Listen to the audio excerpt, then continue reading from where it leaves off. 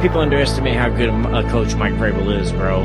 They do it every year, man. They underestimate our physicality. They underestimate what a run game, elite run game can do to you. They underestimate what our defense is. They do it every single season. They just think they see Tannehill and our little receiving core and think that we just not gonna win nothing. People gotta understand as well. I mean, everybody wants to win the Super Bowl. It's a process to get there. When you on a mission or whatever, I mean, you set goals. That's why I always mention, hey man, we need to worry about winning this division, get to the playoffs. Ain't nobody standing for mediocrity. All that foolishness y'all say.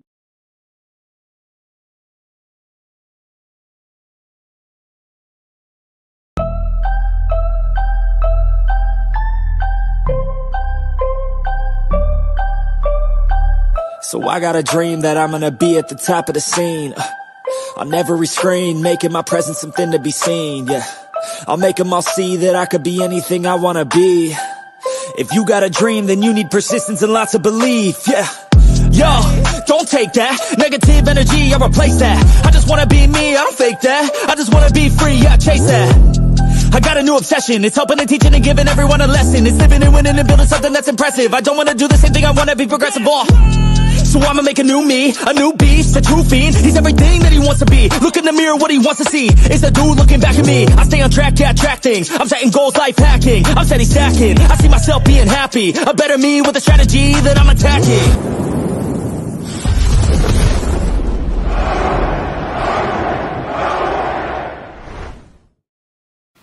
I can hit y'all with the same old company line. Welcome to the Titan Coliseum, blah blah blah, and all that, man. But man, we finna talk about these dead gum Titans, man, because man, this can't keep happening, y'all. I mean, we can't keep going through this. But we lost yesterday, 23-16 or whatnot. I mean, shoot, man, y'all all saw what went on. I ain't got to do all that old other foolishness. Man, y'all make sure y'all like, share, subscribe, tell a friend about us, man, because you finna get that raw and uncut, just like we do every single Sunday or Monday or whenever we muster up enough energy to get on here and talk about this headache-ass team, man. 5-star and RJ, how y'all doing, man? It was pretty rough, man. That was a tough game. I mean, we obviously it's even worse because we lost to an arch rival, hated rival, man. Now we had to hit their fans, bro. You know, it was a tough L, man. I mean, it is what it is, but I'm not finna sit there and hang my hat on it, man. Let's get to London, man. Try to get us a W, bro. That's the only way you're gonna get over this flesh wound. Thanks. How you feeling, 5-star? Man, disappointed. Just when you think the culture starts to change around here, just when you start to think that we're turning a leaf, we go back to the same old Titans. The games we should win, we lose, and the games we should lose, we should win. Where is some damn consistency? Can we please just go out here and put a string of consecutive wins together instead of...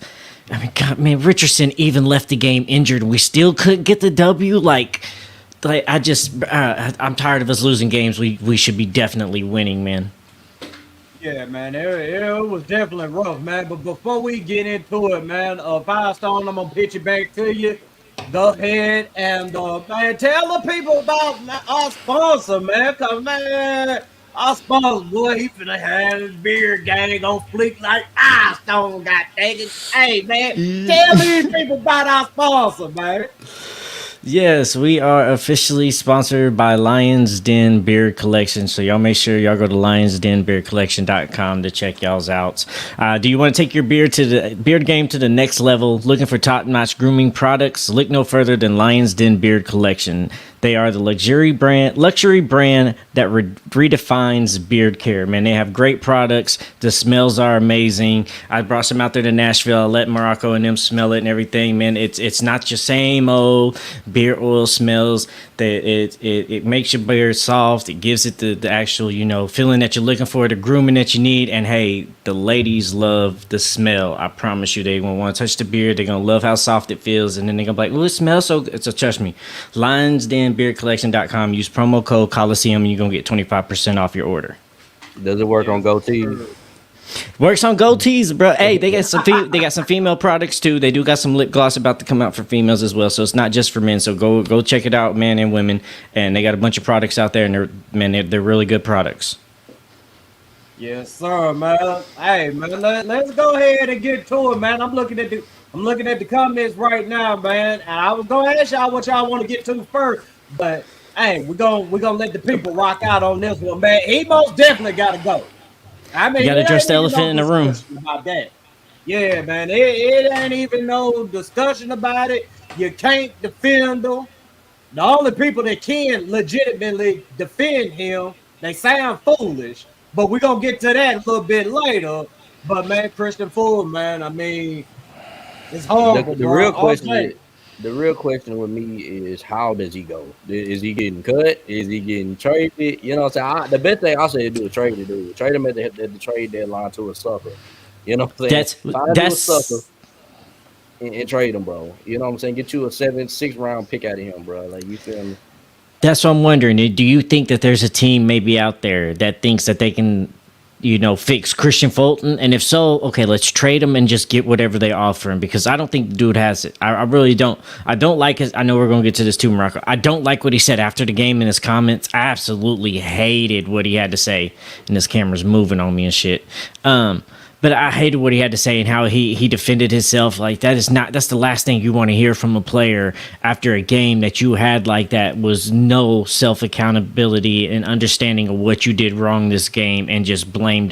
I've never seen somebody use excuses like that to define a piss poor game that they had, man. It's unreal. Yeah, man, we gonna get to Tannehill and whatnot. But right now, we talking about this Kristian Fulton situation, man, because I mean, he's definitely a problem, if not the problem, when it comes to defense. I mean, the guy just continues to go out there and catch pass interference calls, and when he ain't getting flagged for pass interference, he just all out getting burnt. I mean, the receiver going one way, he going the opposite direction. He just laying down on the ground, man. It's frustrating as hell, man. Yeah, it was a frustrating, man. But I'm really not that mad at the secondary. I'm mad at Foley, but I'm not mad at the secondary for that game. I don't believe that was the reason we lost. It didn't help that Kristian Fulton was getting these penalties, but I keep looking at that front four, bro. I keep looking at their front seven. They had a terrible game, bro. If we don't give up 160 to Zach Moss, I think we get this W. And that's even with the way the secondary been playing. Not saying it was good, you know what I'm saying, but I can't get over the fact that the Colts literally took our lunch money, bro. And I'm gonna be 100% real. They took our lunch money, bro. They punked us on national television, bro. And it didn't feel right. And I was me and Morocco, we was at the bar, and I said it when I was there. Me, Morocco, Trey was there. I said, bro, they taking our lunch money, dog. Like, I ain't never seen us not be able to stop the run like this, bro. Like, this is ridiculous. And this is not even – it's not like we playing Saquon Barkley or Christian McCaffrey. This is Zach Moss. Yeah. Bro. Like, bro, this is a running back that's about to bounce around the league like Deontay Foreman, bro. You know what I'm saying? Like, he on the same level back as him. Like – yeah, bro, because, like – one of the biggest storylines was like, oh, Jonathan Taylor's coming back. Is he going to hit? He didn't even have to come in this game and do shit. Moss was able to. Like, for me, bro, it was the defense. It was entirely the defense why we lost this game. Offense could have done some things better too, but bro, it just seemed like we could not get off on third down. We could not stop the run. And that comes from all phases of that defense, bro. And it was weird to see the strong point of our team lose us a game against a division rival. That's what was so sickening. Like, the defense is supposed to be the one thing we know we got sound. Like, okay, DBs need help here and there, but ain't nobody supposed to come run on us like that.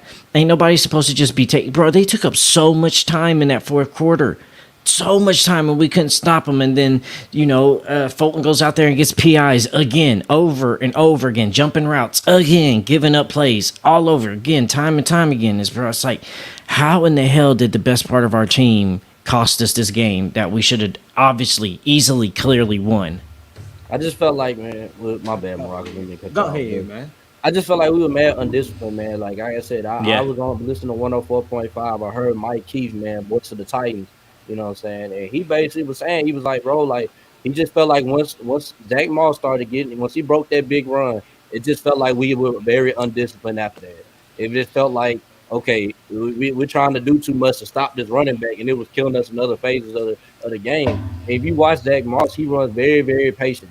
He wasn't taking the first hole that we was giving him. He was waiting to the second, the third hole, and then he take that one and get 5, 6 yards, break a tackle, get a first down. You get what I'm saying? Like it was Mm-hmm. it was very Henry-esque, very Frank Gore-esque of the stuff he was doing to us. Not saying he was good at them, but he's most that's the type of running style that is giving that gave us a lot of problems. Very Yeah. Le'Veon Bell style. Yeah. So Right. here, bring up that comment by Ronnie Sneed about Tart. You see, yeah, I don't like this excuse because our defensive line is supposed to be well depth. Like where it is deep. It is one of the deepest defensive lines in the NFL. If Tart leaving changes up how we run defense and everything, then everybody else on that defensive line we have been hyping up, talking about, and saying that our D line is solidified. If Tart can leave and it crumbles everything, then obviously we ain't got what we got. But no, I don't like that excuse because it is so deep depth. There's Simmons out there still, Autry's out there still, Key's out there still, Landry's out there still. No, Weaver's still out. No, that Tart being gone should not be an excuse to why that was happening. We need a linebacker step up, Al Shazier step up a little bit more. Didn't seem like Gibbs did really well this game either. I just don't know, but I kind of like what you're saying. I think they was overplaying in their head trying to stop something, and Moss being so patient just countered their mistakes and ran with it. Mm-hmm.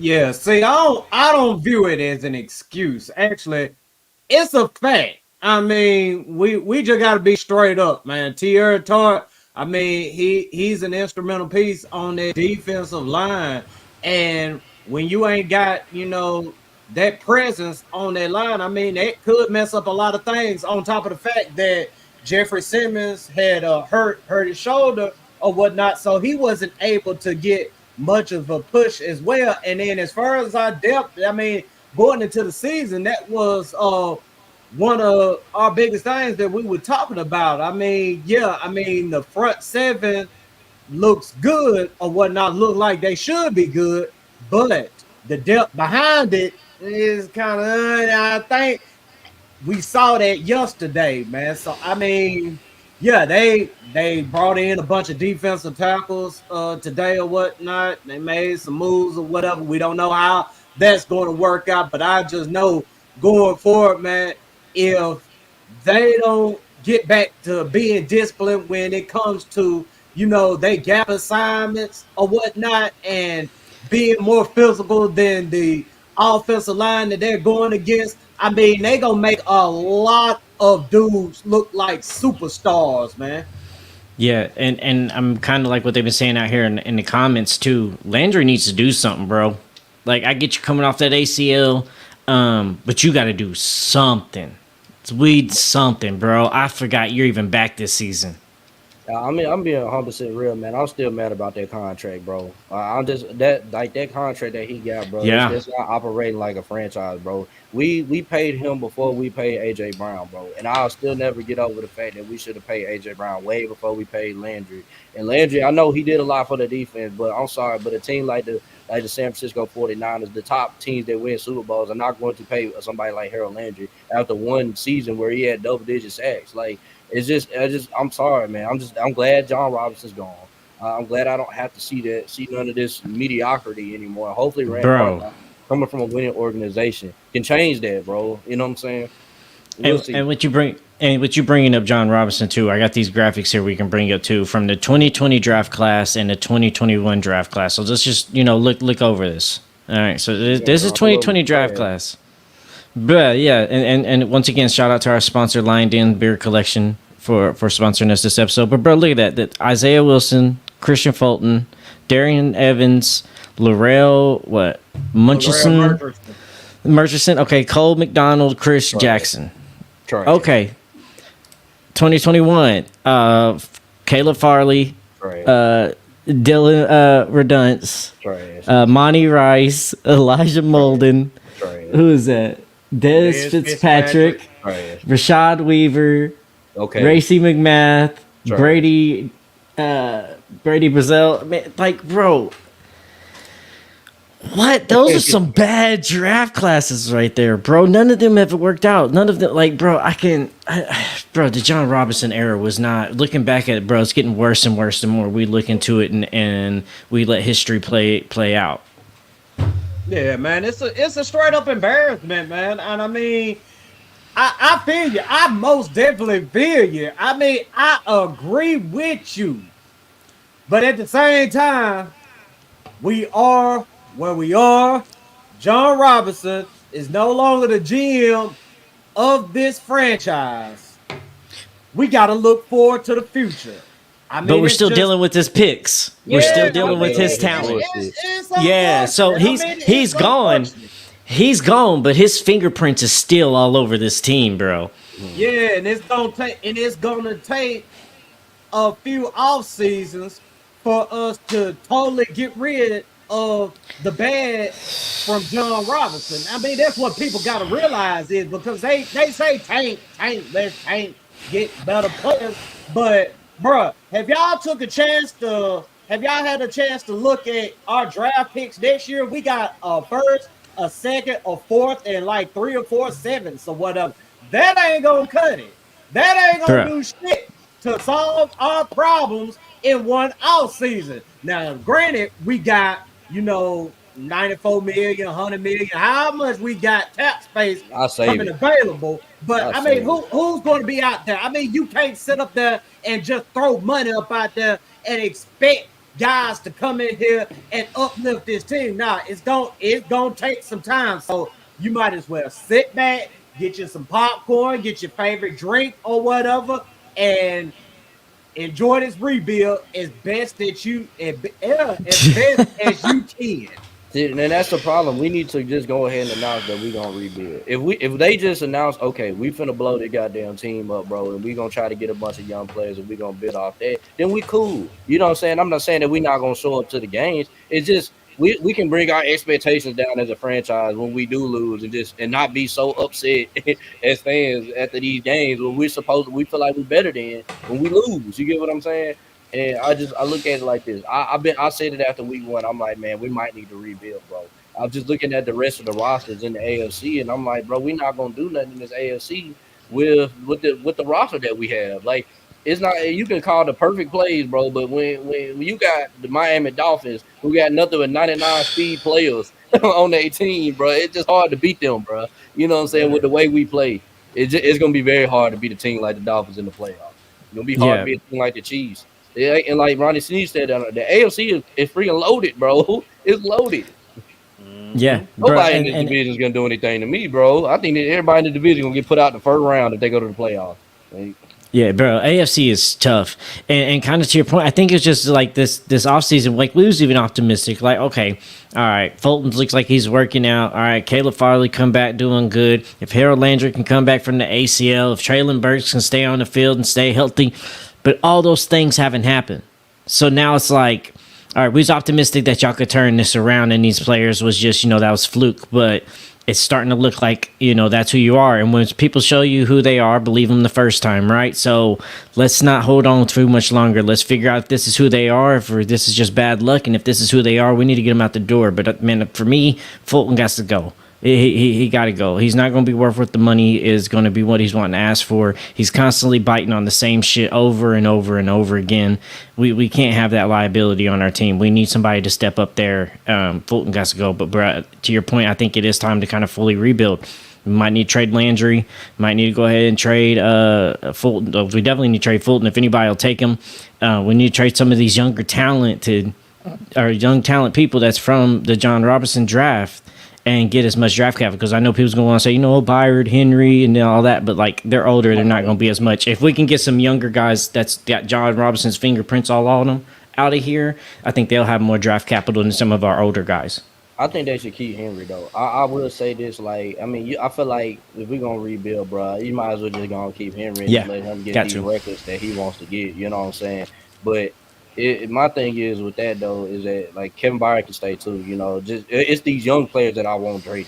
Like Landry, he probably needs to get traded, bro. Kurt Fulton needs to get traded. You know what I'm saying? Like who Who else? You know what I'm saying? It's probably another young player. We could probably maybe Traylon Burks. If somebody wants him, maybe you can Yeah, get rid of him. possibly, He's bro. not Like doing nothing. honestly, right? Because I mean, Chris Moore's doing more than Traylon Burks this year. NWI is doing more than Traylon Burks this year. So why constantly keep doing that? If you can get trade value for him, go ahead, go get it. Let's hit something else again, right?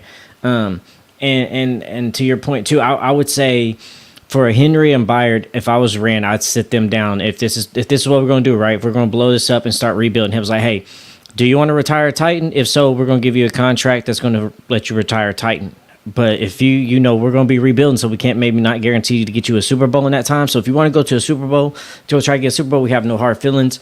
We'll let you go and go do that. But if you want to retire a Titan, we'll be happy to sign you for the remainder of your time, and then let them have that choice.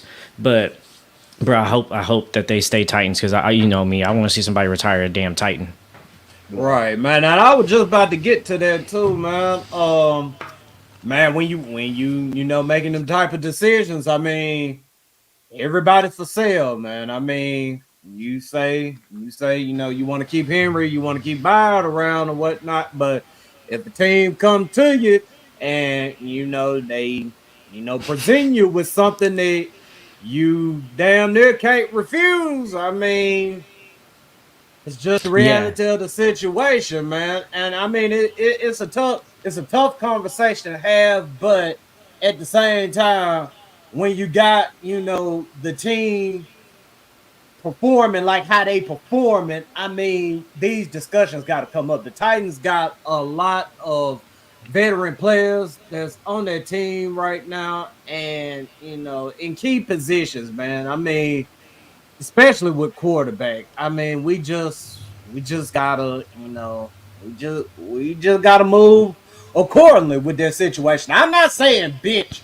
Ryan Tannehill now, because I mean, what I sound like saying bitch Ryan Tannehill now when he's been performing well for the last 2 weeks. I don't give a damn what y'all Tannehill haters gotta say. I'm no Tannehill lover or hater. I just call it how I see it. But the man, he had another good performance yesterday. Fuck that pick at the end, man. I mean, shit, he shouldn't have even been in that position to begin with. I mean, that right there was all the defense. You mean to tell me you can't go out here and stop fucking Zach Moss and fucking Gardner Minshew, man? That was just a straight up piss poor performance. The offense did what they were supposed to do. They moved the ball. Now, the problem I do have was the offense in the red zone, in which Tannehill really wasn't even a problem right then and there. I mean, we got up in the red zone once, and I think Chig had an offensive pass interference or something like that.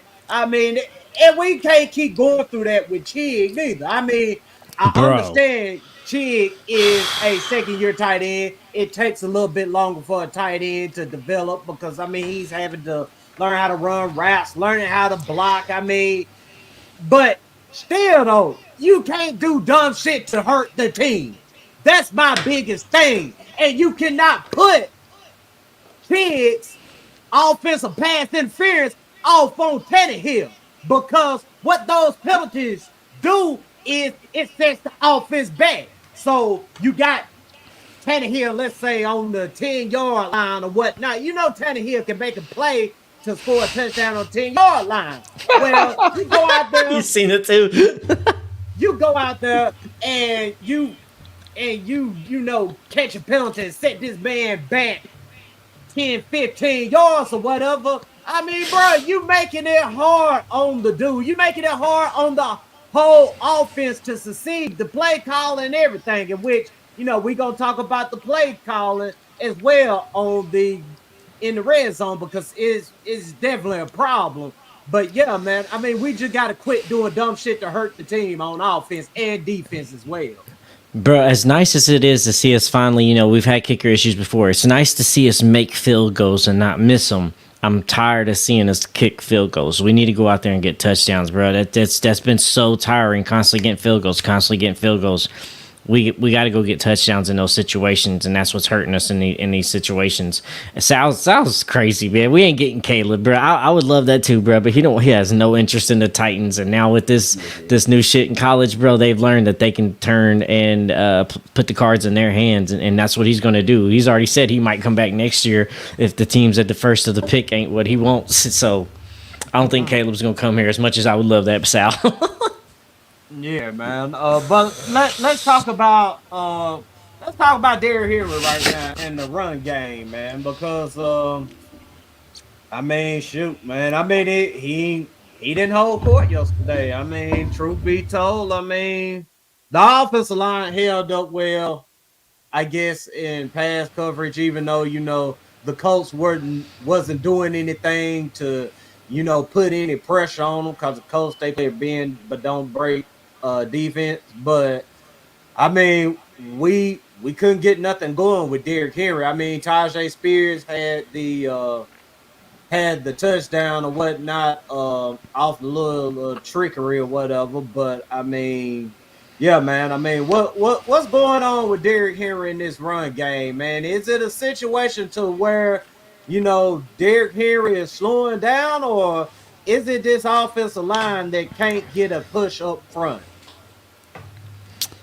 For me, it looks like nobody wants to block. Nobody has any effort to do anything. It looks like our line just kind of like was standing ground. Nobody's getting pushed. Nobody's getting effort. You see other teams, offensive lines out there, and they enforce their will rather than bracing for impact. And it seems like our offensive line just braces for impact rather than bringing the fight to a lot of that defensive lines, and we're losing battles from the jump. Dillard, for damn sure, that dude takes 3 or 4 steps back, whether we're pass or running, that dude is taking 3 or 4 steps back, bracing for impact before it comes and hits. We got to figure out that side, bro. It's just we're not creating no holds. Once again, we're not being punishing or winning trenches at all, and we can't run it anyway, man. You see, even when Tajay gets in there, he's left, right, zigzagging. It looked like he's doing a cone drill out there. He's having to make so many different cuts to get something. So, it's back to this offensive line. Yeah, I think so. And Chig, bro, I know you was talking about Chig earlier, and second year, this and that. No, bro, he had a damn good year last year, and it looks like all that shit just went out the window. It looks like 2 different tight ends for me on how Chig performed last year and this year. It looks like he's took a step back. This dude is dropping passes. He's not blocking. He's not breaking tackles. He's making dumb decisions and hurting the team a couple times already this year. It just doesn't seem like that offensive line has any fight in them.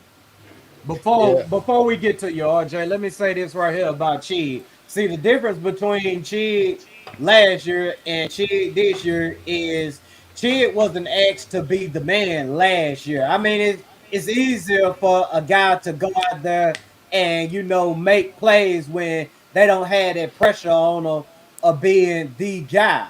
But this season right here, with those heightened expectations or whatnot, I mean, we starting to see that maybe we expected too much of Chig. I'm not gonna lie, I did. But I would rebut that, saying there was more pressure on him last year where we didn't have D-Hop, where Burks was out majority of the year. There isn't nobody else that, like, Chig did get thrown into a leadership last year. Did that. Now he has D-Hop. Trey is supposed to be there. NWI is playing better this year. So, like, what true leadership role is he having to play on the offense for us? He's not a leader. I don't think Chig is a tight end 1 in this league, bro. I'm just gonna be real. I mean, when I've watched him so far, I think he's better when the pressure is off him. You know what I'm saying? And you look at last year, he was a tight end too, because we had who was the tight end we had last year? That was number 1. Was it Hooper? Hooper, yeah, Austin. We had Austin Hooper last year, and he was the number 1 tight end. So he was getting off because of everybody worried about. I ain't gonna say everybody, but you know what I'm saying, the main assignment on tight ends was Austin Hooper. So Chig could get off because of that. And now he has the attention on him, and you see that it's hard for him to get off. But man, what would look really good, man, is if we could somehow get Brock Bowers out of the damn draft, bro. If we had Brock Bowers and Chig, that should be a problem. But But I will say though that I think when it comes back, get back to that run game. The run game it's all offensive line, man. You can watch it, dude. Like Derrick Henry getting the ball and he getting hit before he even get to the line of scrimmage, bro. Yeah. That has nothing to do with Derrick Henry. Derrick Henry is still to me a top 3 running back in the league. It's just man, that offensive line not doing him no justice. It ain't doing him no justice. I mean, and you look at it now. I was saying that the Colts were literally selling out on Derrick Henry, but I mean they sold out on Derrick Henry before. I mean, we was selling out on Zach Moss, but Zach Moss was still getting off. You get what I'm saying? Like it's all about your offensive line. The offensive line is not very good. No. Right. I mean, it's just, man, the Titans, you get what you paid for, man. I've been thinking about that all day long, man. I mean, you get what you pay for. And I get it, man. I mean, I understand the situation. I mean, shoot, man, not to, brag on myself or boast on myself or anything like that. But y'all know, man, I'm one of the most logical Titan fans up out there. So I definitely understand the situation that we was in. Rand came in having to clean up John Robinson's mess, and he had little to deal with. But I mean, it's the truth, bro. You get what you paid for, and this is exactly what the Titans paid for. So now they're in a situation to where, okay, you see what you got, so you need to adjust accordingly, man. But let's get to who else we got up here. Yeah, we got some things we got to talk about, man. We're gonna backtrack here to the whole Kristian Fulton thing, man, because he got to go, man. I mean, it's just God ugly to see what this man is doing this year. And I defended Kristian Fulton a lot throughout the off season, man. I mean, y'all watch the show every week, man. Y'all see everything I said. Like, man, look, man, they saying this guy, he putting in the work. He, in training camp making these plays, but then he gets out here in the regular season games and look like he just straight up sitting in the bag. I mean, Coach Vrabel even said it yesterday, man. I mean, when you in man coverage, you can't keep on trying to go for interceptions. I mean, that's pretty much what Kristian Fulton is doing wrong right now. I mean, he's trying to sell out to make big plays, and he's out there looking like a fool in the process. But man, something just set me off yesterday. I mean, it just straight up just made me say, hey man, look, I was definitely done with you after the game, but seeing the lack of accountability on his behalf for his performance, yeah, I'm done. Done. Kristian Fulton, everybody. So life is a DB, and that's what it is. What is starting to go wrong?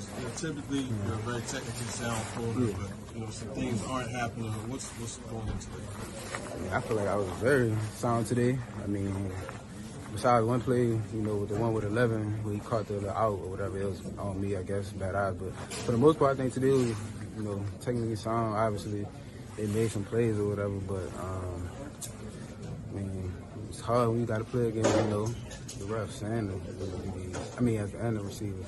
But life is a DB, and I'm gonna keep stepping every time. So I'll be back next week.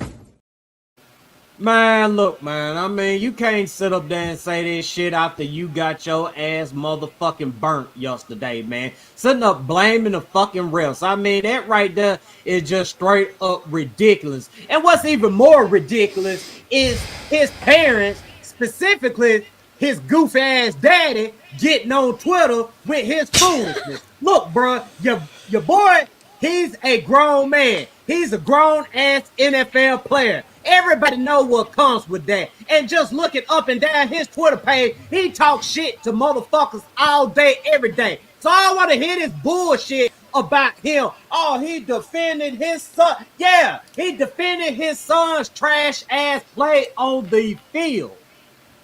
Man, where, matter of fact, man, where is it? I got the mama tweet. I don't think, I'm looking for the dad's tweet now, but I know the mom's up there. I see it now. All right. Yeah, man, pull up his mom's tweet, man, because I got it right here. Will it come up? Yep. Yeah, there you go. So I actually don't have a problem with what his mom said or whatnot. The only issue I really have with his mom is putting yourself out there in that position to where you're fighting a losing battle. I mean, this is social media. Everybody gets talked about all day, every day. It ain't no way around it. It ain't nothing you can do about it. But you look better just falling back because, see, the situation is okay, y'all jump in as parents, defending him, and people is already on his ass about his play. Now y'all jumping in defending him. Guess what people finna say? Oh, he done went told his mama. He done went got his daddy. Look at him. I told you he was soft. I mean, yeah, you got to realize that as a parent, the position you put yourself in when you stepping out on social media defending your child. Now, keep in mind, people say stupid shit too. I mean, I get them going at people that's calling that man out his name because as bad as he is on the field, man, I mean, he's living out his dream, a dream that many don't get to see. And he's on a great path in life, true enough. But with that being said, I got the tweets for them don't. daddy up here for to you. Okay, cool, cool, cool. But with that being said, know your place in all of this. As a parent, it's best sometimes to just fall back. Let whatever is going on, as long as it's not physically or mentally putting him at any harm, and it's definitely not mentally putting him at any harm. Cause the fool sitting up over here talking about he can't play against the refs and he can't play against the wide receivers at the same time. In which, matter of fact, yeah, where's the dad tweeted, man, about yeah, there you go. This fool was the reason I ended up on USAtoday.com and shit. Yeah, this man so motherfucking goofy, he done made my shit go viral. His dumb ass didn't even realize that though. So I pretty much said after, I watched the video, man, he ain't got no business blaming the refs, in which he don't. They teach you that in football at an early age. They teach you, hey, no matter what, man, don't blame the refs. I mean, let the coaches will tell you, let us deal with the refs. Keep that up there by this dumbass daddy. But yeah, yeah, I'm on his motherfucking goofy ass tonight because you don't sit up there and go at motherfucking fans. You go at if they sit up there calling them a bitch, and you know what I'm saying, calling them, what this other dumb motherfucker on Twitter yesterday was calling them. I'm not even gonna entertain his ass. But yeah, defend that right there. Don't defend his trash ass play on the field. And you see, the apple don't fall too far from the tree because he's a Fulton's up out here talking about he can't play against the refs and the wide receivers at the same time. And his dumb ass daddy talking about you don't know football. Bitch, you don't know motherfucking football. Because if you knew motherfucking football, you would tell your goddamn son how the fuck to do better. So sit your motherfucking ass down with the defending your son's trash ass play bullshit.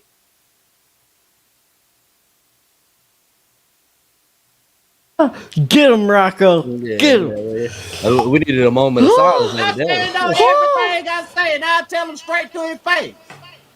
I was just trying to let him get it all out. I didn't know if he's done or not. We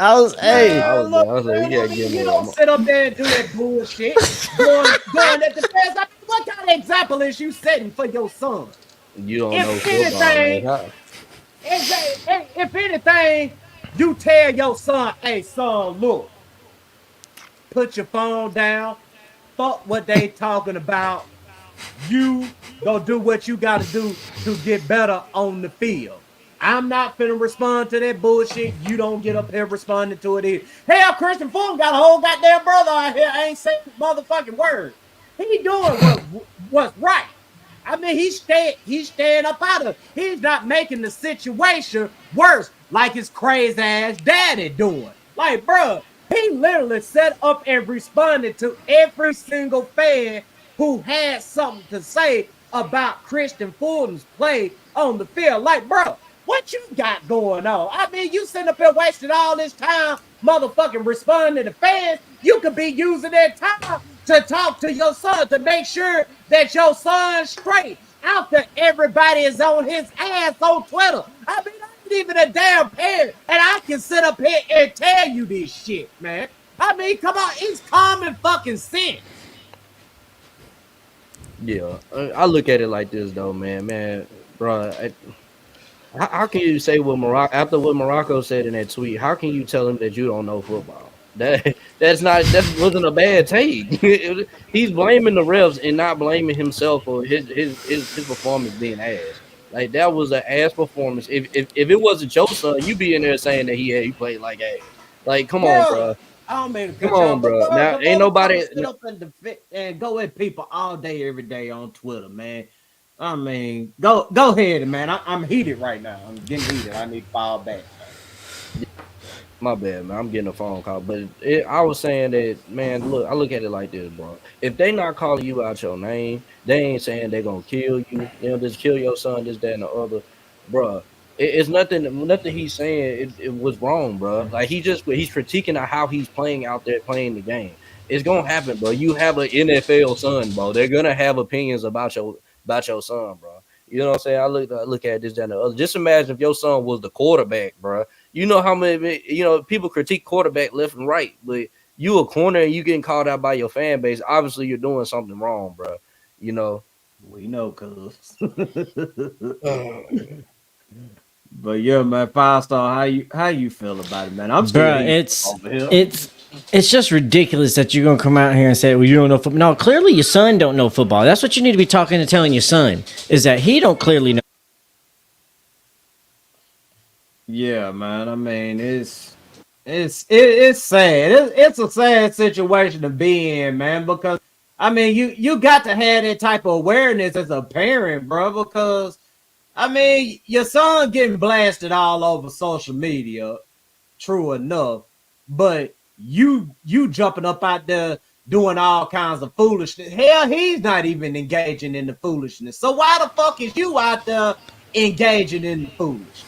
Bro, it just felt elementary. It's like, when you say something to somebody and like, no, you are. And it's like, you don't clearly know football. It's like, bro, we can all see. The whole fan base is saying this, and you're trying to go against it, right? He's not playing technically sound, and if you think that's technically sound, then we need to get him off the team ASAP, because it sounds like he just wanted to say, hey, I'm doing good. It's not my fault. I'm not doing nothing wrong. I can't play no better. That's what that shit sounded like to me. Sounded like to me you saying, well, this is the best you're going to get from me. Deal with it and accept it. And if this is the best we're going to get from you, bro, you definitely don't need to be putting on that Titans jersey. You definitely ain't earned that, because we're a team about grit and toughness and fight and bringing the dog out of people. And if that's how you're going to respond, that's how you're going to act, then you truly don't need to be wearing that Titans uniform. You can go play somewhere else, or you can go and get out the NFL completely, bro, because that was a piss poor performance that you put on Sunday. And to try to excuse it any other way, to try to then blame it on wide receivers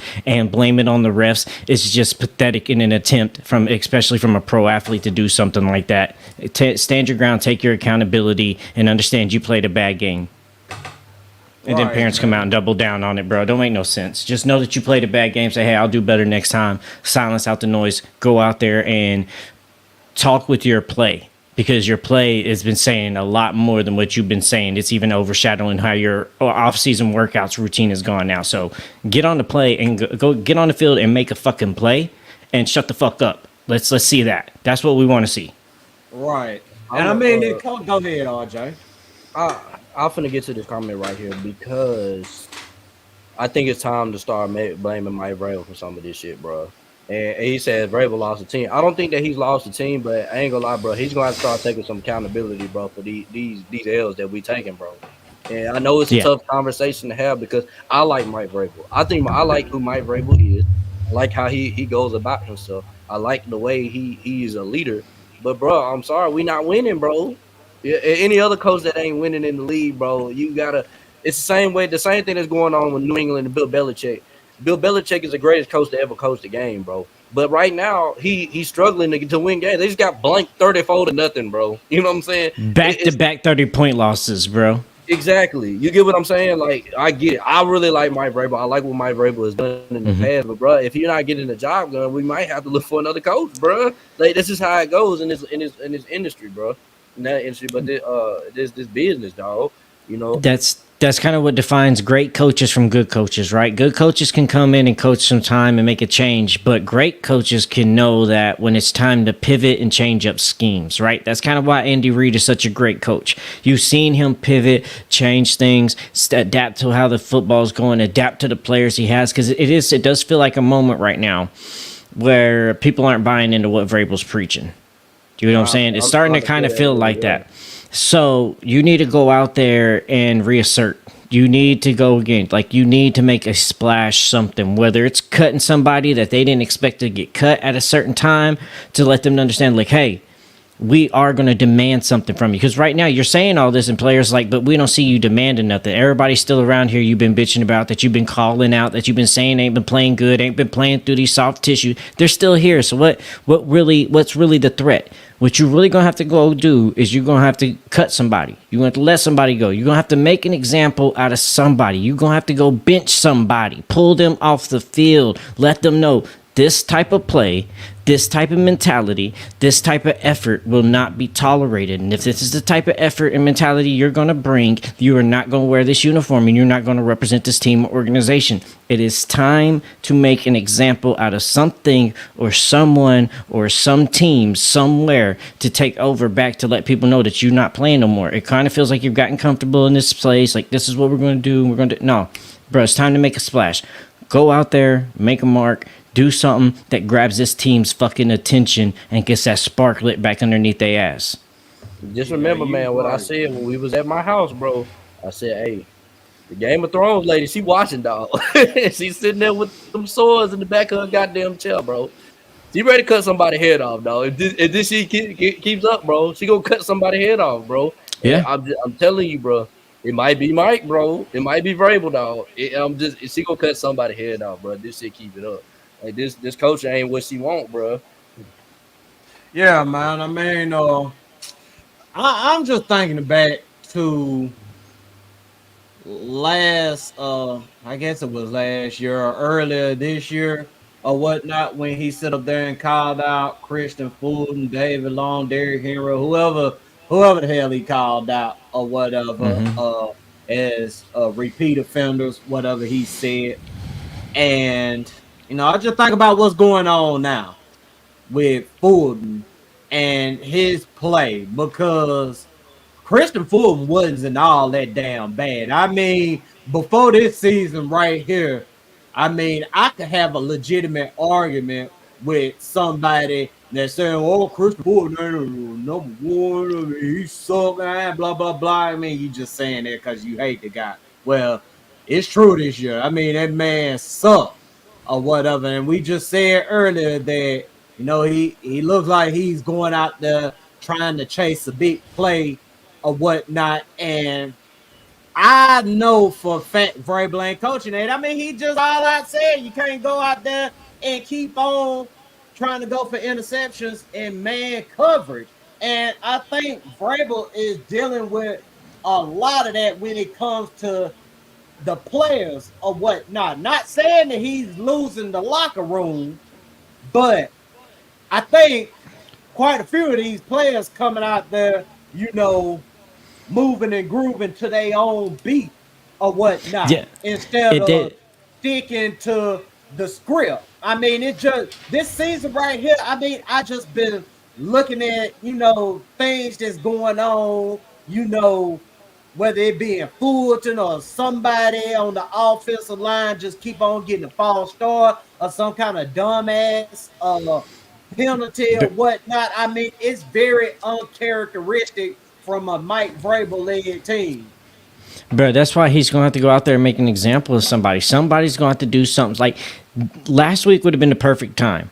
Like, it would have, because, like, it's getting to that point to where, like, you're becoming all bark and no bite. That's what it feels like. Like, you're not losing the locker room, but the locker room ain't necessarily buying into what you're selling.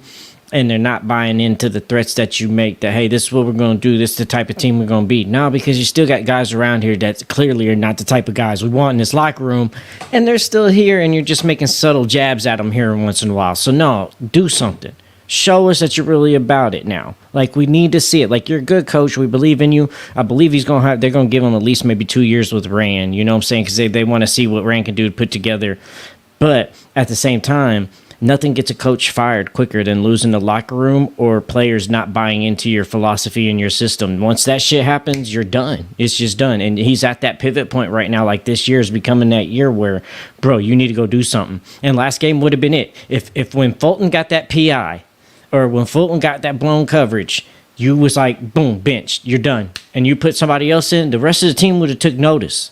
The rest of the team was like, okay, finally, Vrabel's not standing for this shit no more. But you know, when you as a player out there and you see the guy making the same play, and you know that this dude can't do it and this dude shouldn't be out here, but yet coach keeps putting him out there, you're like, why am I going to give up effort anyway? This motherfucker going to give up the play anyhow. He going to bite on some shit. He going to come up, jump on some shit. He going to get a PI or whatever. Like, it starts to hit the whole mentality of the team. So, bro, you got to go out there, got to do something to make the team know that you mean business and anybody's job is on the line. You can't just go do this to anybody. You're going to have to go do this to somebody impactful. You got to show them it don't matter who the fuck you are.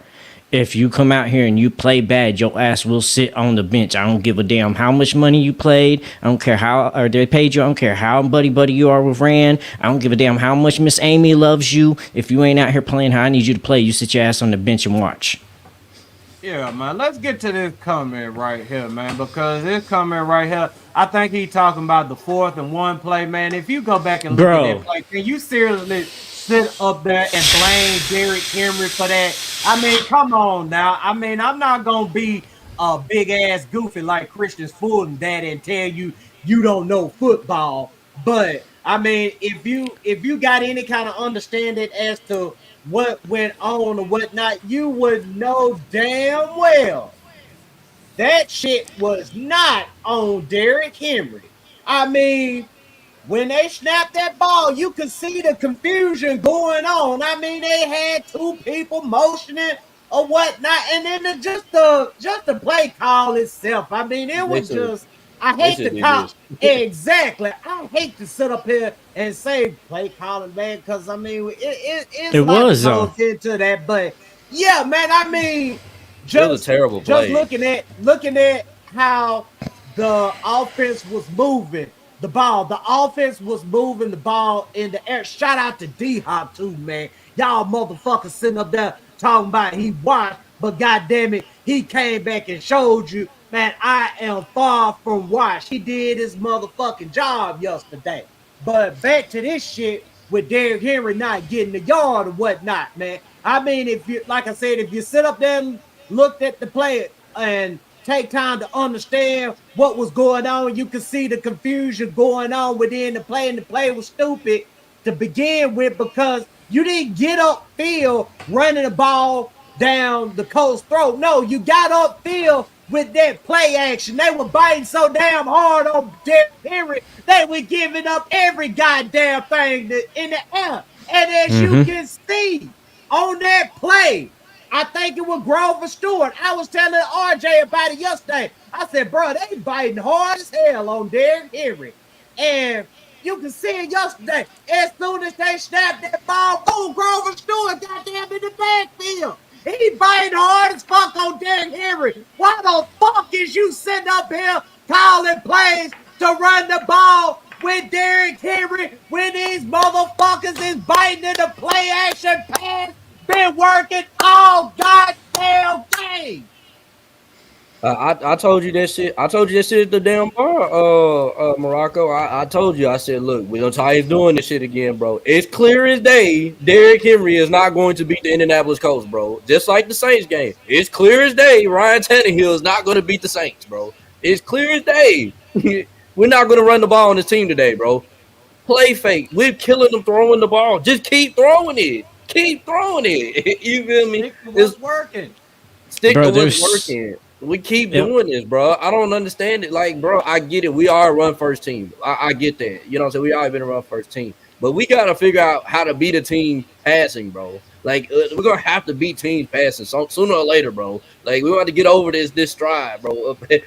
I just don't get it. Like when you see that the defense is playing is taking something away from you, try something else, bro. Don't go back to it. Like okay, yeah, they clearly stopping us from running the ball with Derrick Henry today, so we're gonna do play face. We're gonna give it to Tajay Spears. We're gonna do all type of other different shit.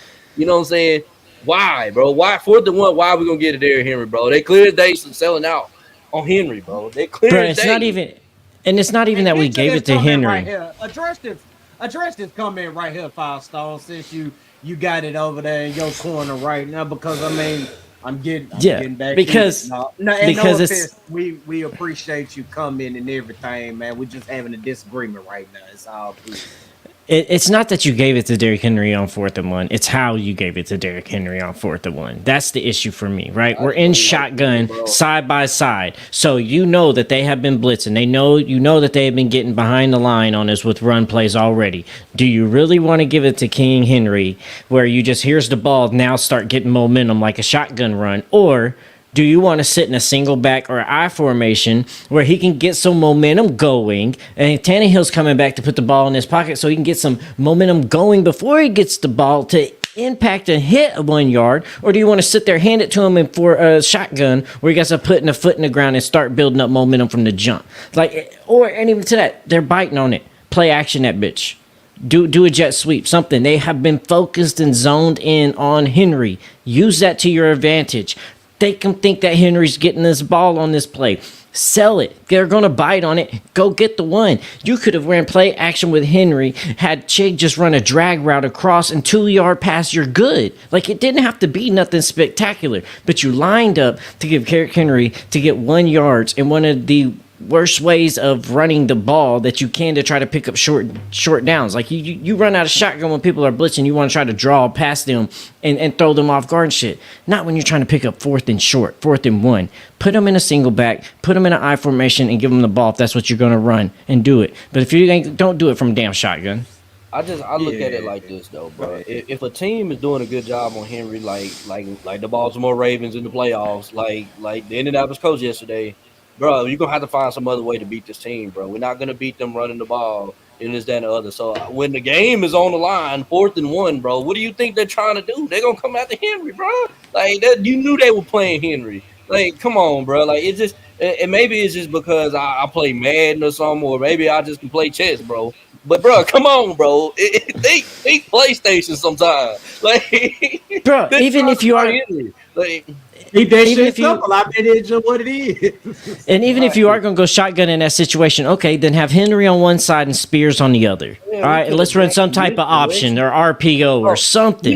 You know what the perfect play would have been, bro? All we had to do was run that same triple option that we ran against the damn Chargers, bro. If we'd They have were ran that playing play, like a motherfucker. They were we would playing have on killed it. It anything was Derrick over.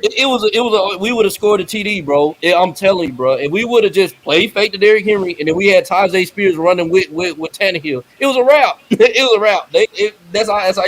That's how you play the way they playing. Like, And I want to get the Marks comment right here because I mean, shoot, don't nobody want to hear that, but it's the damn truth. I mean, Todd Downing, and I'm not sitting up here saying Todd Downing should still be the offensive coordinator for the Tennessee Titans. No, don't come with me with that shit. But Mark makes a damn good point. Todd Downing knew how to use Derrick Henry regardless what anyone thinks about Downing. He knew what he was doing for what we had. I mean, yeah, in the red zone.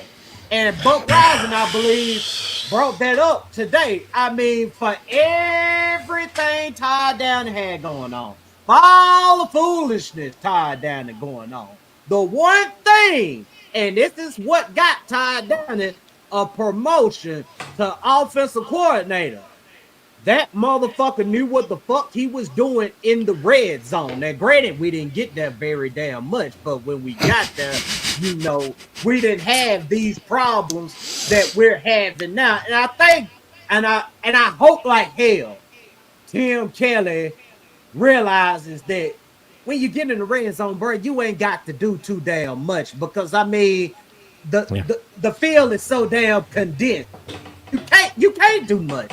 I mean, just to keep it real, you can't do much. I mean, that's why teams can sit in fucking cover two and shit like that in the red zone or whatever, because they know you can't do much in there. You got to be creative, but at the same time, you got to be fucking simple and understand what's going on.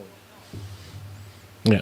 Because creative don't mean overthinking or getting inside your old head and doing stuff. No, creative just means that I know that we've been running this formation and this play a bunch of times and it's all been passed. Let's line up in this formation and now run. Let's do that.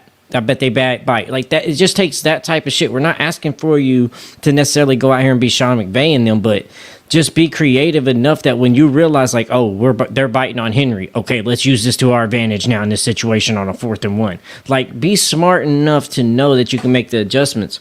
And I saw somebody up here commented about like, why doesn't Tannehill come to the line and make audibles? I have 2 theories on this. For one, we go through so many offensive coordinators. Are you, as a new offensive coordinator, going to come in and let your job risk on the QB that people aren't sold on? You really going to give that man the free will to go ahead and change up your calls and your job livelihood be in his hands? No, they're not going to do that. And then 2, it's a new offensive system. They usually don't give quarterbacks the option to go in there and change things, very rarely, to do those types of things in brand new offenses and stuff. But I don't think, plus Tannehill's not that type of QB to go in there and necessarily audible and be Peyton Manning at the line and shit. Yeah, y'all got to understand who Ryan Tannehill is. Y'all keep on saying that he's not elite, so why you sitting up over here holding him to an elite standard? I'm not saying that you doing that, whoever made that comment or whatnot, but I mean, I'm gonna keep it funky right now, man, because I'm trying to hold back and I'm through fucking holding back, man. I keep on seeing a lot of motherfucking people sitting up over here blaming Tannehill over this goddamn loss, knowing fucking well he did not lose that game for the Titans. You just saying that shit because you hate Ryan Tannehill and you ready to see him get bitched. Okay, cool, but don't be a fucking fool about the situation. You can't sit up there and say that Ryan Tannehill caused us this game yesterday, and then out your same goddamn mouth a few weeks ago, you was talking about, Deshaun Watson, he shredded up. When Deshaun Watson motherfucking ass was sitting up over there trying to give us the goddamn game. You can't sit up there and say that, dog. Bro, I mean, we saw the man to an elite standard, goddammit. Hold him to the standard of what he is, which is a quality starting quarterbacks. And what they ask quality starting quarterbacks to do in the NFL is to protect the fucking football. Now, if he go out there and throw 2-3 interceptions that cost the Titans the game or put the Titans in a very bad position, yes, call his motherfucking ass out. I ain't got a problem with that shit. But sitting up there, he lost the game. We couldn't score in the red zone. Look at that here. All that stupid ass shit, man. Sit down somewhere with all that, man. You're making yourselves look foolish. Man, hold on, bro. I gotta address it, bro. Ryan Tannehill is not the best quarterback we ever had, bro. This guy right here, bro, is clearly the best quarterback we ever had. Yes. Like, okay, he gotta be the best since Steve, man. But I mean, yeah, he's the best. Yeah, he's best than Steve, but he ain't better than Steve. Bigger picture, though, is my question, man. I mean, all respect to Tannehill or whatever. I appreciate what he's done for our organization. I mean, he helped get us up out of a hole or whatnot. But being the best quarterback since Steve McNair, I mean, I agree. Nah. I mean, that don't do anything to help our situation. Now, but see, I'm gonna say this though, because I always got to defend Tannehill, and he doesn't always do the best for us and everything. But I'm tired of hearing like, oh, he sucks. He's the worst QB in the league. He loses games for us. No. If you want to see what a quarterback that sucks, if you want to see what a quarterback that loses games for teams look like, go watch the Dallas Cowboys. Tannehill is not Dak Prescott. He does not go out there and put us in situations like that. And people will want to act like he is worse than Dak and how Dak handles. Dak be getting praised all the damn time and get excuses for this shit. He literally threw them out of a game yesterday.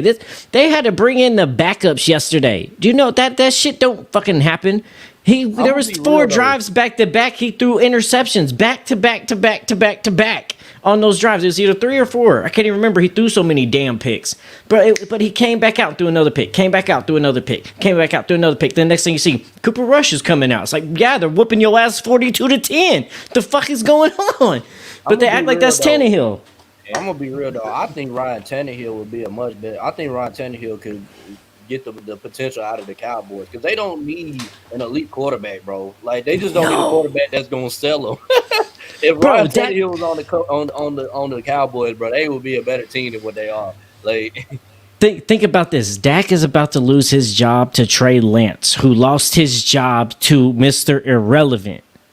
That's some shit right there for a situation, bro. You about to lose your job to the guy everybody had wrote off, and how does that gonna set up for your career? Like, who's gonna pick up Dak after he ain't worked with the Cowboys? Like that's the QB. Like I just don't understand. Everybody wants to act like Tannehill is that bad, and he's not. He's just not as good as y'all's expecting him to be. He's not elite. He's never going to be that. Accept him for what he is. Be grateful for that. And yeah, we need to find something in the time. But elite quarterbacks don't just grow on trees that every team gets to have them. It's a reason why some teams ain't never had an elite quarterback. They're hard to get. Yeah, facts, man. Oh God, man. I mean. Woo, Lord knows, man. I had some steam on this tonight, man. But man, oh God, I probably got more steam to let off.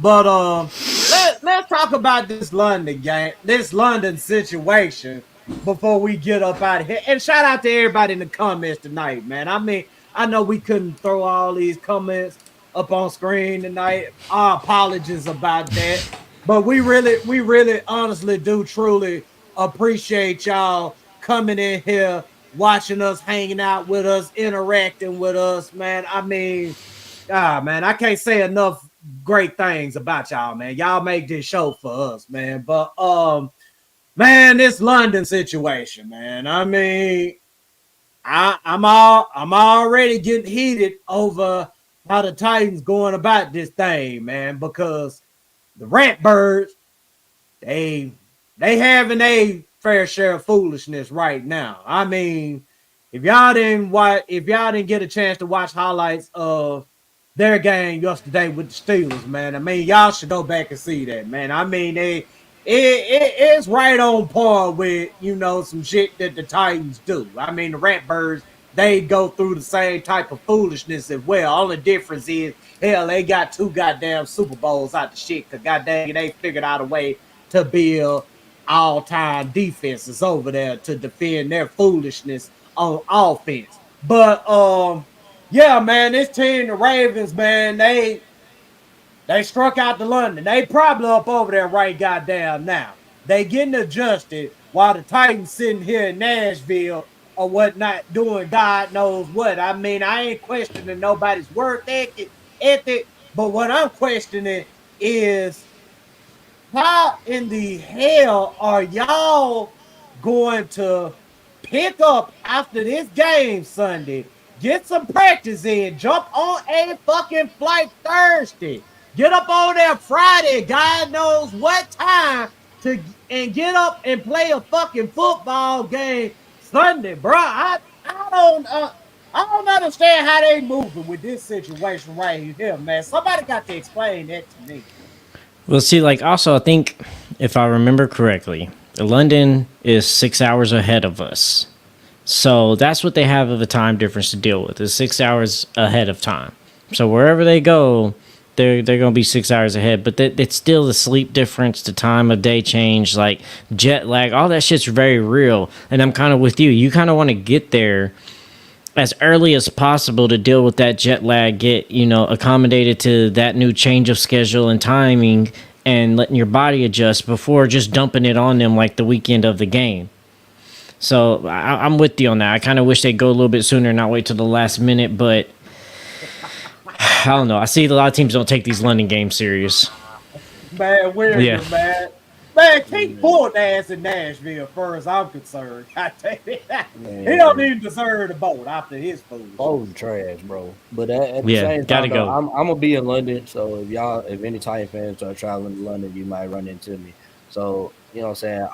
It's gonna take a minute for me to adjust to the damn time over there. So I mean, I know if it takes me to do it, I know they're gonna do it. They're gonna be dealing with it. They got to play in the game. So so I mean, I look at it like this, man. I don't like the idea. I feel like they should be there at the same time the Ravens are, because I just watched the Buffalo Bills come out there and look terrible for 2 quarters before they got their stuff together, and they got beat.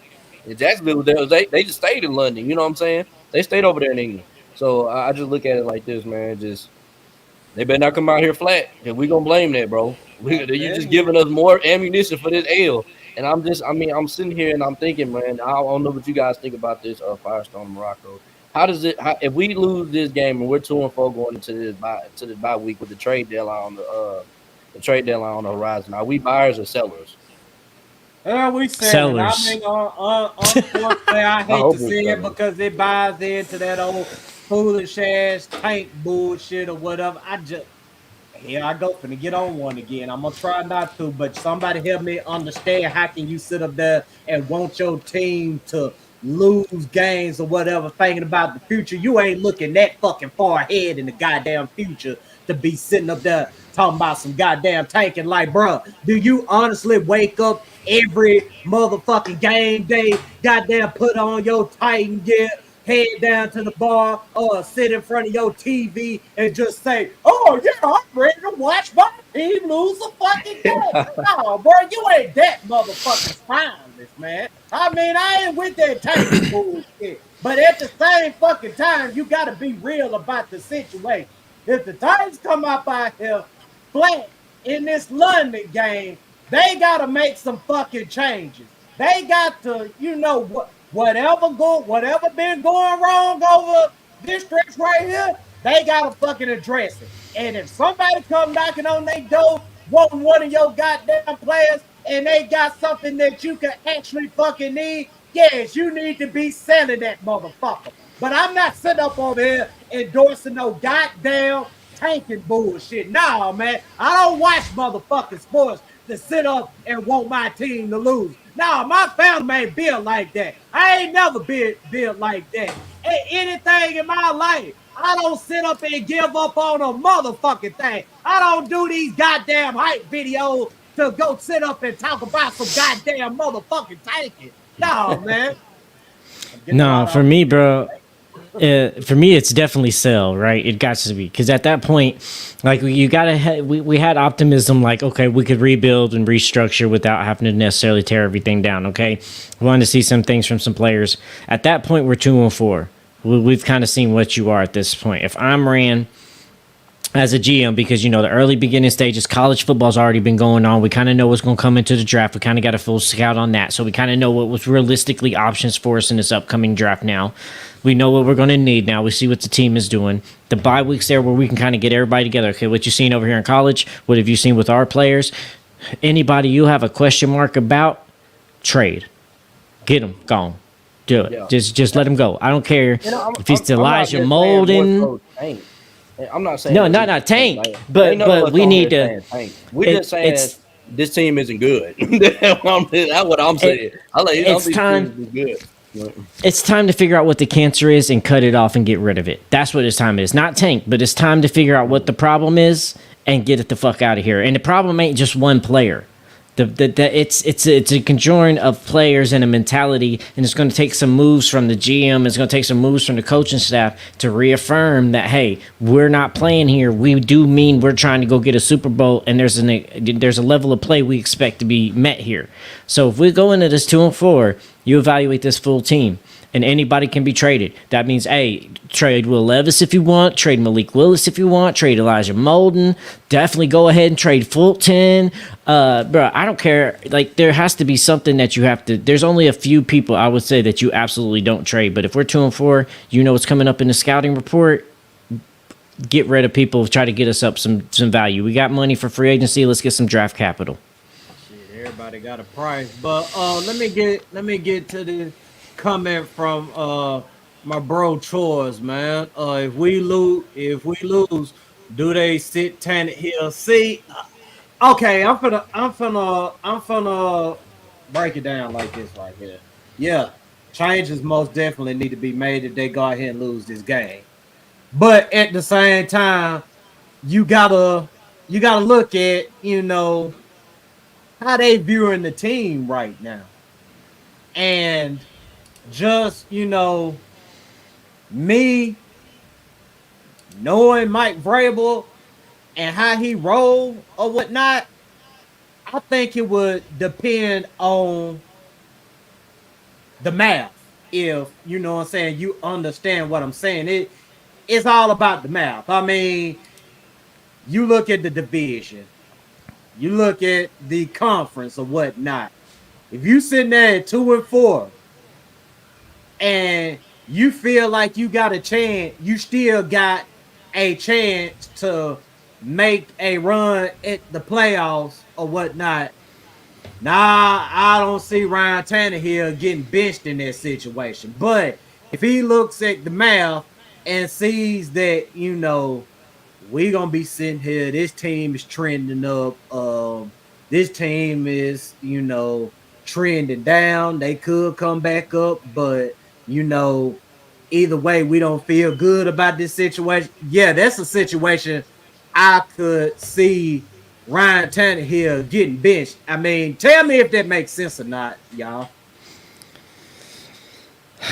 I like it makes sense to have to bench him for some point just to kind of see what these young QBs have. So you're going to want to, especially if we're not doing good. It's just the decision making of when you do that, because when you do that, the media and the fan base is going to take that as tanking. So you got to watch when you do that. But at some point, you're going to have to make that conscious decision. All right, Tannehill's not the guy next year. How do we know what we have in these guys moving forward next year? But you just, we're such in a fragile spot that like certain things you can do, you're going to lose the locker room even more. So what decision do you make that truly is going to benefit the team in the long run and in the future? Is it going ahead and put these young guys in and let some of the locker room feel we're tanking? Or if you just go in there and say, hey, we're playing all the way full, we'll just figure out what Will Levis and Malik has next year. We're going to show that this locker room that we're going to compete and stay competitive. We're going to cut some guys, let somebody go, and let that be. It's just about how you handle it and what you think is better for the team, because there's going to be repercussions for any situation on how you handle this moving forward if we start, doing worse than we're already doing. All right. RJ, man, you got anything you want to add to that, brother? I'm just, man, I told you, we lose this game, bro. I think it's time to sell, bro. I hate it, bro. 'Cause I don't want to sell, but I seen it since week 1, bro. I'm like, man, I just don't see it with this team, bro. Like I like the roster coming in, but when I seen it on the field, bro, I was like, man, nah, bro. But I mean, we'll see. If we win this game, then by all means, let's go try to win this AFC South. You know what I'm saying? I'm like I told you, I'm 1 foot in, 1 foot out with this team. Like when they lose, I'm looking at the draft. When they win, let's go win the AFC South. You know what I'm saying? Right now I'm looking at the draft. Bruh, they keep us teeter-tottering, don't they? Like we can't get consistency. As soon as we get hope, it's like bad happens again. You're like, exactly. It's like now we got the Ravens. Do we win this game, or do we lose this game? Because now it's a game we should win, and we should lose, and those are usually the games win. Like, I want some consistency. I want to know that when my team goes in any given Sunday, that my team can beat any team we're playing, and I don't feel that way right now about my team. I just feel like we're mediocre, bro. You know. Yes, the team that just hangs on, just lingers, man, fucking lingers, bro. That's what it feels I just feel like. we're mediocre, bro. These are the 9-7 Mariota type Titans that we used to have back in the day, bro. I'm getting that type of vibe with this team. Like we might win 2 games and then lose 3 games, then win 2 games and then we lose 1 game. Like we go can't on an 8-game losing streak, and like this is a Mariota Titan like team, bro. And the baddest part about it is we're not young. These are all veterans. You know what I'm saying? It's like It just, man, you just gotta look yourself in the mirror when it comes to this team, dog. You just gotta look yourself in the mirror, bro, and just realize maybe this team just not that good, bro. I had to do that with myself, you know. And I'm like, let me look at my team compared to the Dolphins. Let me look at my team compared to the Chiefs, the That's a Bills. You get what I'm saying? Like those are yeah, things I'm trying to compete with. You know what I'm saying? right. So, like I'm bringing a water gun to an AK-47 fight, bro, and it's not going. I don't think I'm gonna come up out of this with a W. And it's like, no matter how great you shoot, you know. I mean, true enough, man. I mean, true. We got to make something shake in this next draft, man. But I mean, Jesus, man, it's a tough time right now, man. Yeah. Because I mean, It is. and y'all already know we all Titan fans up in here. We may have disagreements, but goddamn it, we Titans fans, and I love everybody in this motherfucker. But I mean, y'all know how this goddamn team rolls, man. Y'all know good goddamn well they can come out there and spank the shit out of the Yeah. Ravens, and we'll be sitting up here next week talking about, well, the Titans look pretty good. I mean, I ain't falling for it.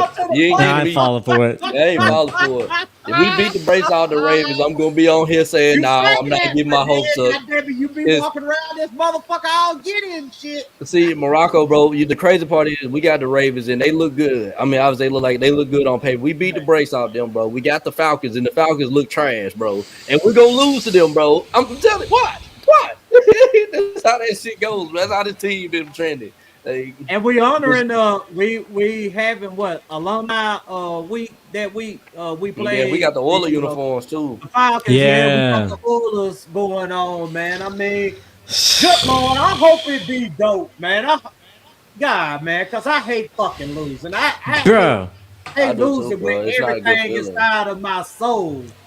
But bro, I just want to be able go to these games and, actually, enjoy them and take it all in, man. I don't want to be going to no goddamn game sitting there thinking about a goddamn draft pick, bro. bro, with you just saying that, this shit just dawned on me and made so much sense, bro. With this team, I'm tired of being optimistic. I want to finally be confident. I am so sick and tired of always having to be optimistic with this team rather than I can be confident in what this team can do. And I'm just so fed up with it. Go out there and do something. Show us something. Put something on tape and on film for us as fans and stop. Like, it feels like season after season, false hope after false hope. Like, go do it. Shut up and go prove it. Facts, man, facts. But man, we're gonna let y'all go ahead and get on down, man. I mean, shoot, man. Like I said, man, we got a lot of comments in the building tonight, man. I'm sorry we couldn't get to them, but we love y'all. We appreciate y'all very much, man. 5 Stone, talk to them about the beers again, man. We got big. You see RJ up over there rubbing this shit, looking like a little young Mike Tomlin. But we gonna get RJ together, man. We all three gotta be out here beer gang in a motherfucker, man. But 5 Stone, talk to him, let them know about our sponsor. Yeah, so if you've been searching for the perfect product, keep your facial hair in tip-top shape, Lion's Den has got you covered. Their carefully curated collection of beard oil, balms, and grooming tools are cut above the rest. When it comes to beard care, settle for nothing less than the best. LionsDenBeardCollection.com. Make sure you use the promo code Coliseum for 25% off your order. Man, woo, I gotta give me some of that goddamn beard oil, man. I'm trying to goddamn. Man. Look, man, let me be quiet, man. Cause see, I'm getting back worked up again, goddamn it. I'm getting worked up on another level, goddamn. I've been messing around and saying some shit tonight, y'all. Goddamn, be sitting up there laughing at me, clowning me and shit, man. I ain't finna do that, man. I just want the beard smelling good, man. I want the ladies come say, "Oh, look at your beard sparkling. Oh, I like that right there." Yeah, It's man, soft. It smells good. yeah, Oh, let me touch hell it. Yeah, man. Hell Y'all making me man. want to grow out a beard, man. Man, beard game, man. Beard game. back to beard No day. way at all, man. But hey, y'all, thank y'all for tuning in to the Titans Coliseum podcast. RJ, toss me the keys, dog. We finna ride out, man. Hey, tighten the fuck up. Let's go.